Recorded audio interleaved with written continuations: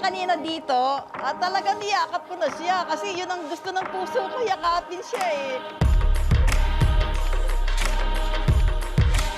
There's something in you, talagang lalakas, titiba yung pakiramdam mo, yung espiritu mo.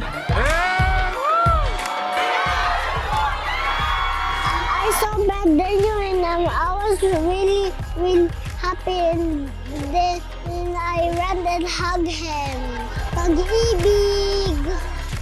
Olha, o meu coração então batia tanto que não conseguia me controlar. E ia falando, irmão Daniel. E agradeço muito a Deus. Depois de 12 anos, eu pude ver ele face a face. O meu sonho sempre foi eu conhecer ele e tive o plano em mim que um dia iria para Filipinas, que é para conhecer pessoalmente o irmão Daniel. Mas olha, não foi preciso chegar até Filipinas e ele veio cá na Irlanda. Como a Bíblia diz, o nosso gozo é completo quando nós vemos o nosso servo. Servo fiel enviado por Deus cara a cara. Porque nos vermos no Zoom, a sensação é diferente. Então, vê-lo cara a cara, a sensação também, ou as nossas emoções, o amor, é mais estimulado quando vemos pessoalmente. When I saw Kuya, it felt like all my problems and worries just disappeared. And there's like a weight off my chest, a happiness that you can't really explain, but it's something you have to experience in order to appreciate.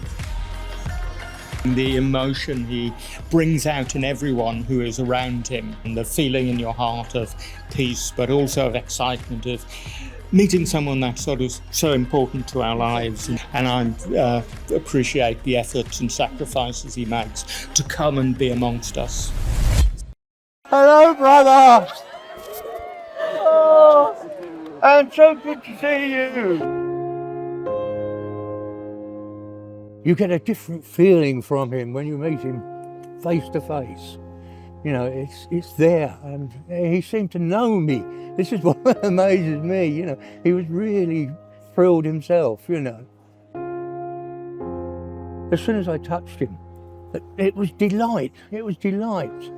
It was as if I was his brother. He's in real life, you know, not just in the church, but actually his brother. It's so nice to see you. He was saying to me, I'm glad to meet you at last. I'm glad to hold you. And, you know, and I was saying, I said, I just can't let go of you. You know? It was just so marvellous. Excited akong gumising.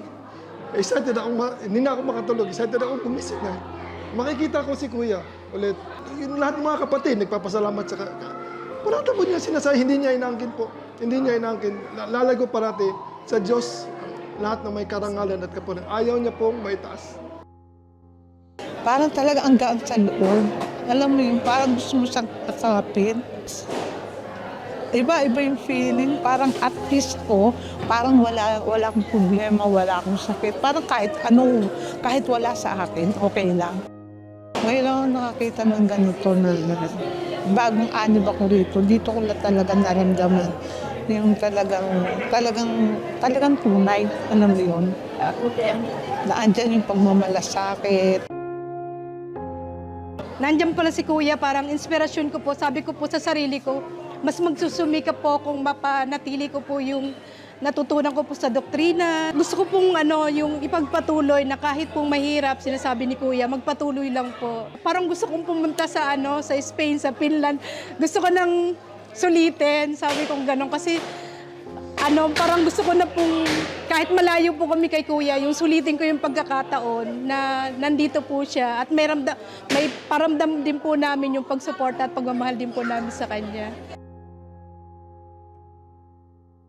Noong po una ko po nakita si Kuya Daniel, Para po ako naluluha na hindi po ako makapaniwala na nandito po ako at makikita ko po siya ng harap-harapan. Iba po yung saya na nadarama ko. Na-enjoy ko po, salamat sa Diyos. Kanina, habang naglalakad si Kuya, merong hindi ko maipaliwanag, pero yung tumutulo yung luha mo na nakikita mo siya kahit malayo.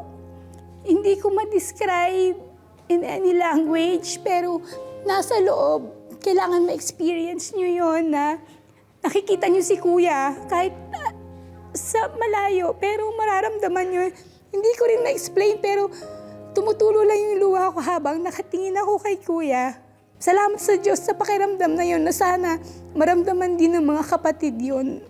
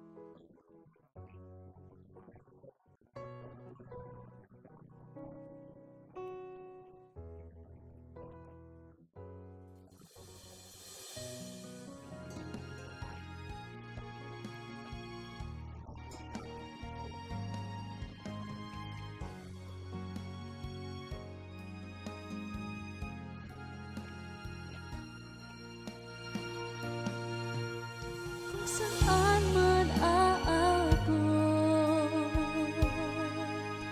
minamahal na siya.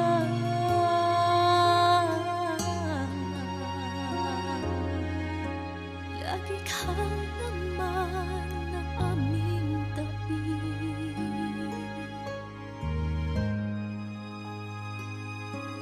Mahal na kuya.